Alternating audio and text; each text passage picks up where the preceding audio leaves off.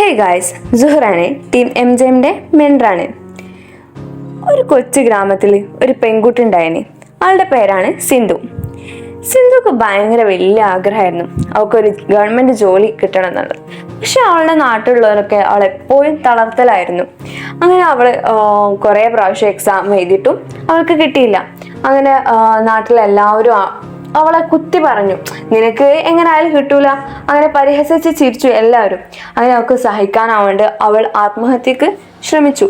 അത് കണ്ട് അവളുടെ അമ്മ വന്ന് പറഞ്ഞു, സിന്ധു, ഓരോ പ്രയത്നവും വിജയത്തിലേക്കുള്ള ഒരു ചുവടാണ്.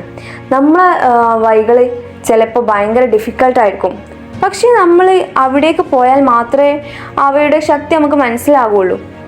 അതുകൊണ്ട് തന്നെ നീ ഒന്നുകൂടി മുന്നേറുക. അങ്ങനെ അമ്മ അവളോട് പറഞ്ഞു കൊടുത്തു. അതിനുശേഷം അവൾ വീണ്ടും എക്സാം എഴുതി. നല്ല കഠിന പ്രയത്നം ചെയ്തിട്ട് അവൾ വീണ്ടും എക്സാം എഴുതി. അവൾക്ക് ഒരു ഗവൺമെൻറ് ജോലി കിട്ടി.